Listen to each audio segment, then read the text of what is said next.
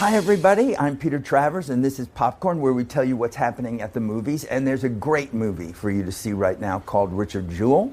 It's based on a true story, but my guest today, Kathy Bates, who you know from so many things. I could mention them, but then the show would be over because she has too many credits, too many awards.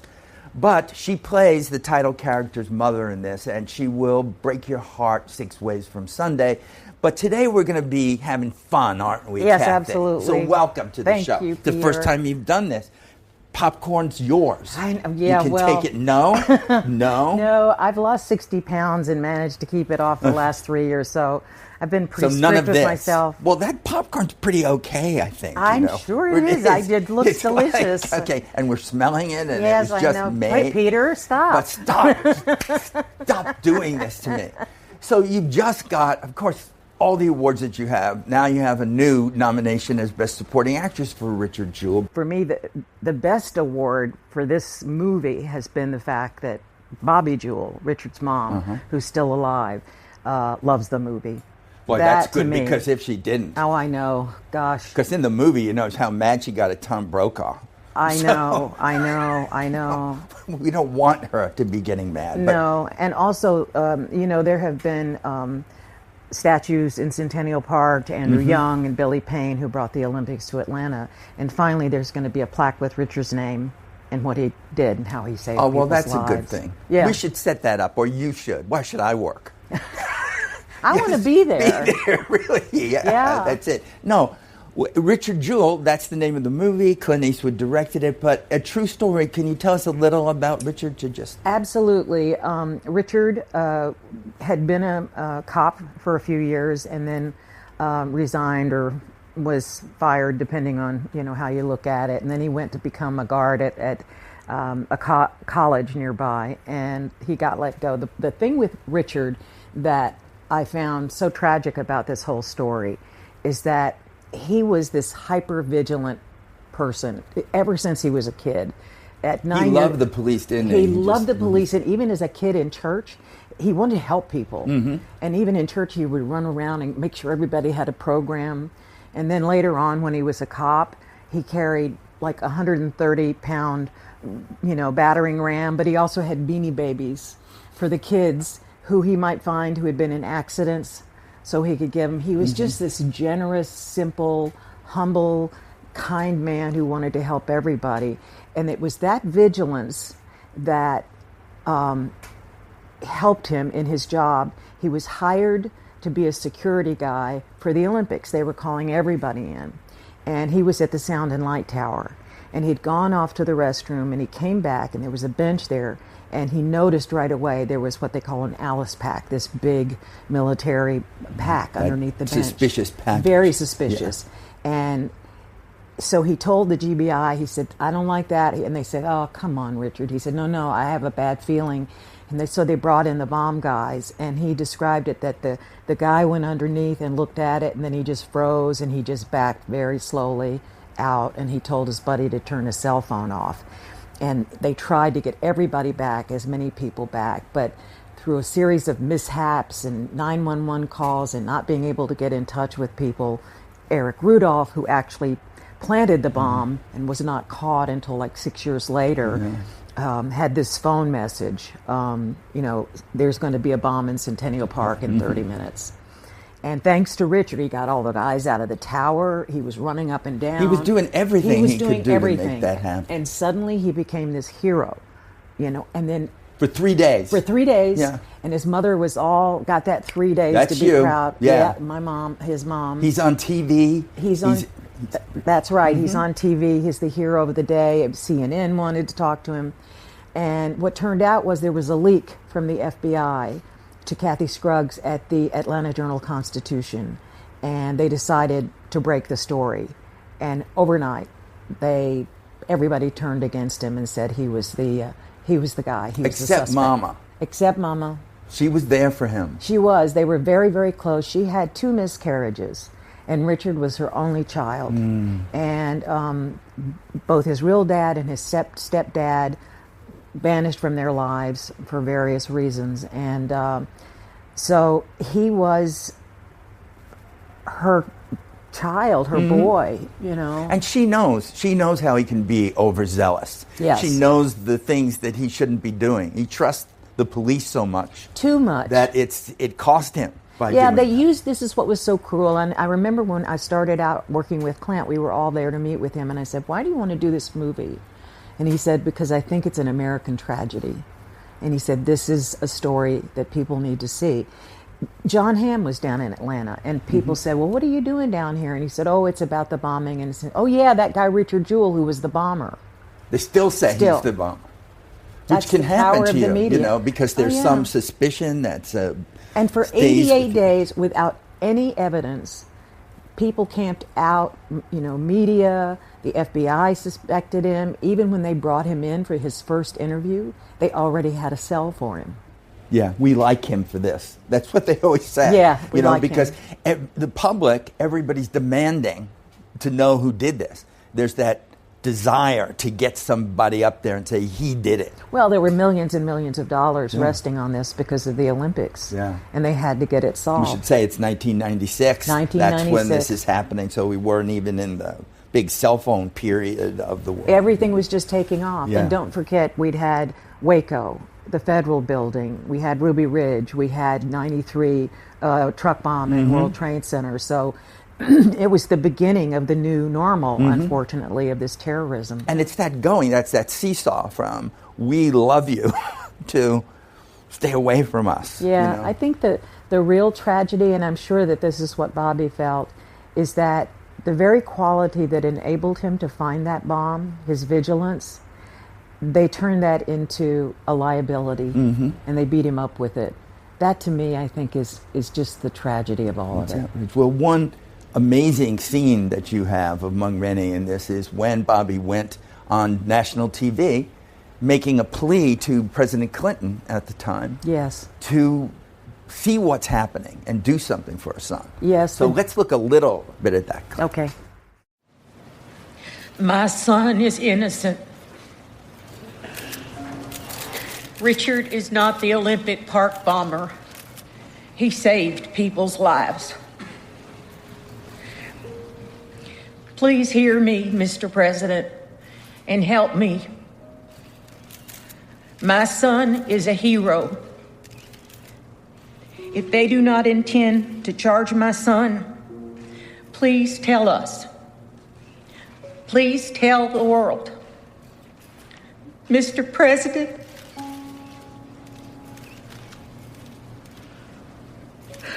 please clear my son's name. It's heartbreaking. It is. Isn't it? It really is. I don't know how many times you had to do that. Well, actually, we got it in the first take. Wow, that's so Clint Eastwood. It is. It really he wants is. it fresh and real. Whenever I've been on a set of his, it's always, let's move on. No, but you know, people say that. They do say it. I just They did. do, but no, You could just take they me to always task think for it's that. going to be quick, Yeah. but it's not that. He takes his time and he leaves it open, and it's so efficient that he doesn't need to do more than a couple of takes. Is this your first time with Clint Eastwood? Absolutely, absolutely. So what was that like? I was a nervous wreck. Really? I was a nervous wreck at first, and I think we all were, because we all wanted to we all want to do our best all the time. But when you're with someone like Clint or Mike Nichols, it just, you really, and I think we also felt a real responsibility to Bobby. She survived, of course, she's still alive. And Richard passed away 10 years later. He was 33 when this happened.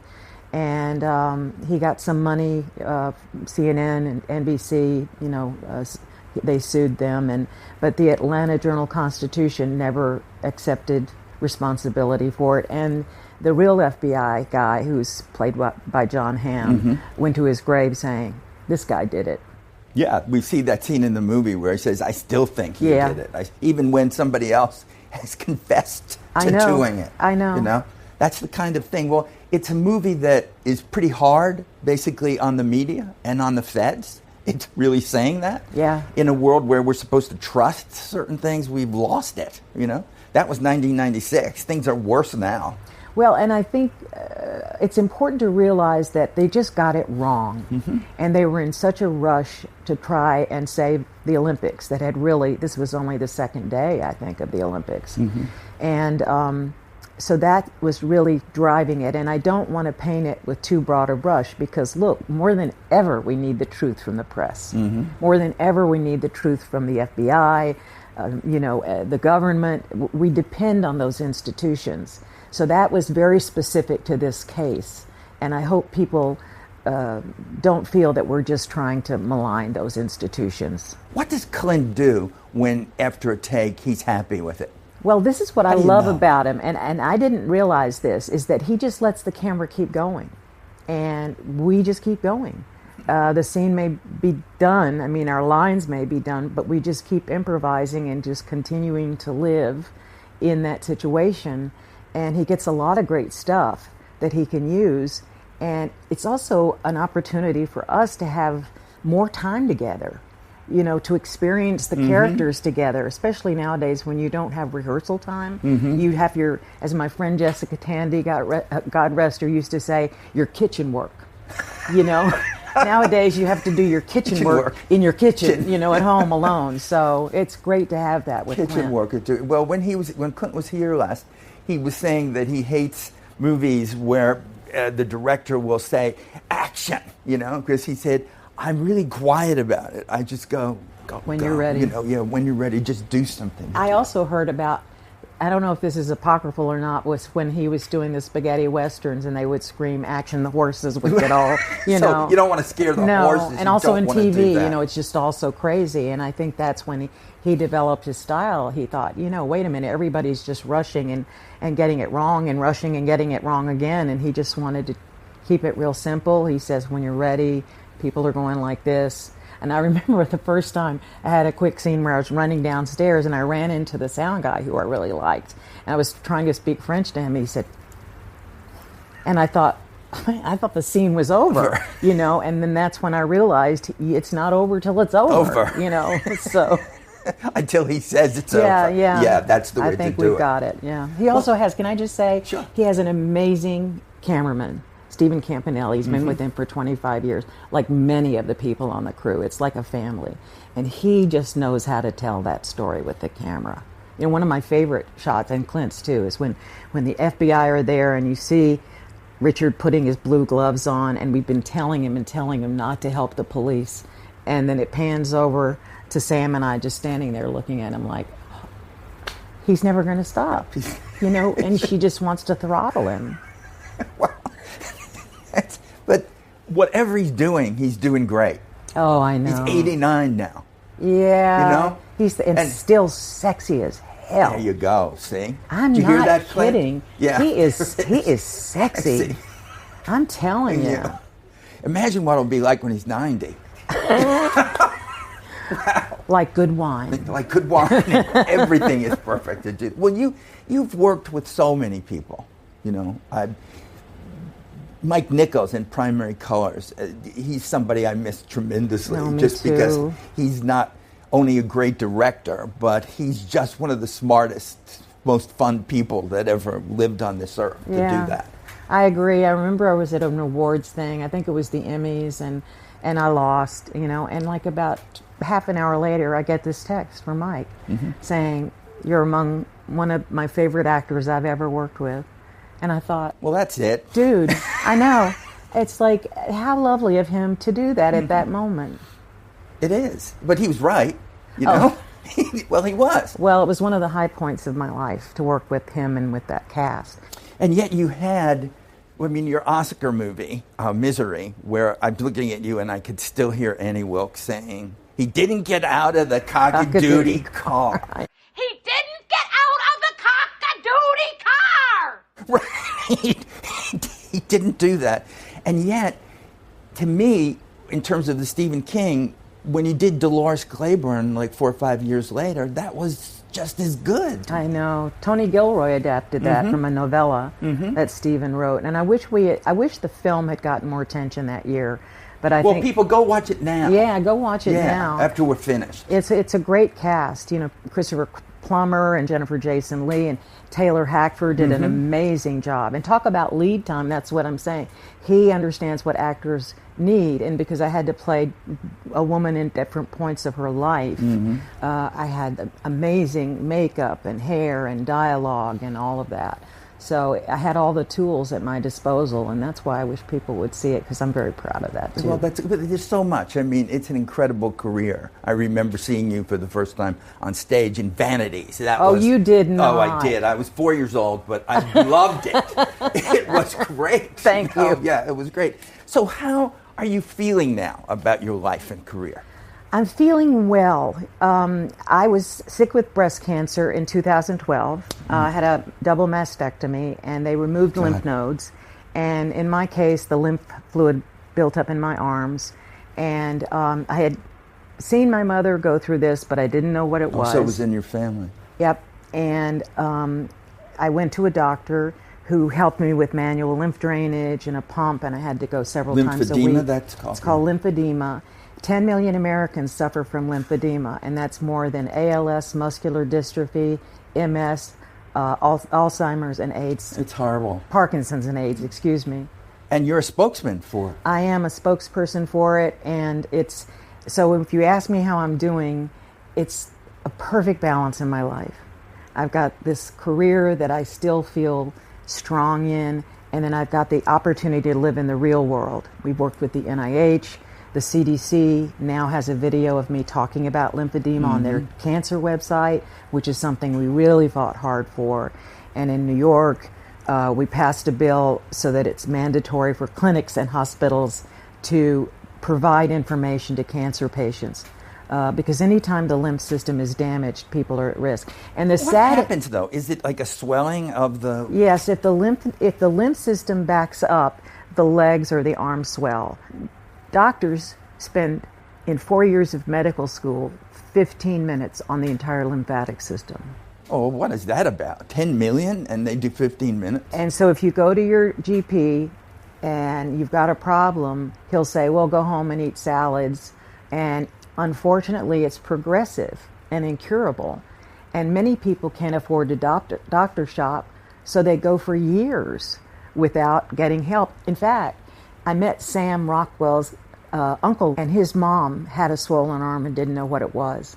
And You diagnosed it? Yeah, she saw one of the programs that I've been able to do, and she got to a doctor and got treatment, and she's better. What do you do when it's incurable?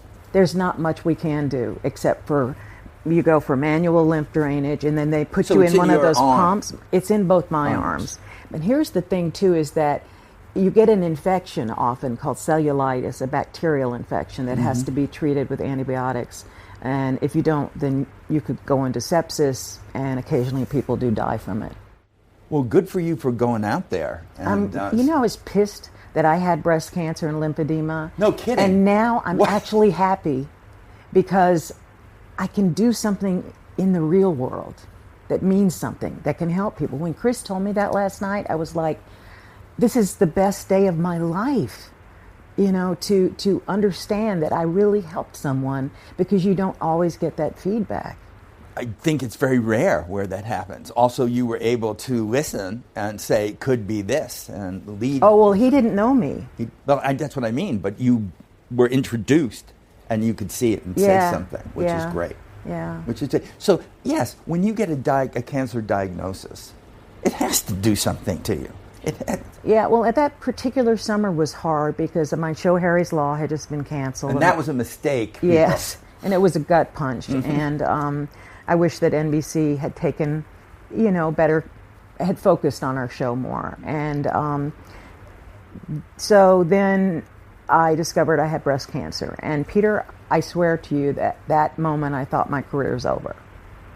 And then God bless Ryan Murphy. He came along, and my friend Jessica Lange, and he changed my life. He opened my third act with a bang, He said, come on, American Horror Show. Yeah. All right, I have to let you go. But this is the first time you've been on this show. Yes, it is. I hope it's not the last. Oh, well, please. Come back with Bobby tomorrow. That would be great. We ended song, and you're a musician. Well, way back when. Well, it's not. I don't care when it was. Okay. Once a person sings, Okay. they sing. Even Okay. Clint, he did a great I Can't Get Started With You. Really? When he was here. Yes. But I'm just not looking for a full song, just a little bit of some song that let means me something think. to you. I'd have to say, they're singing songs of love, but not for me. And I think that's all the lyrics. I know. I remember now. I was a singing waitress in the Catskills. Well, see, that's a whole other show. I know. Tell me about When you it. come back, we're going to begin in the Catskills. Absolutely. And see what other jobs that you took All right. that led you to all of this. But Kathy, you're a delight always. Thank you, So Peter. great So to are have you you. here. I just adore See, you. so we're great together. We So we are. should just take this on the road. We should. We should. Just make sure we You have a hear that? popcorn machine. No, they won't let me take it out of the building. Just, if they're serious about that stuff, We could distract. we could do so much.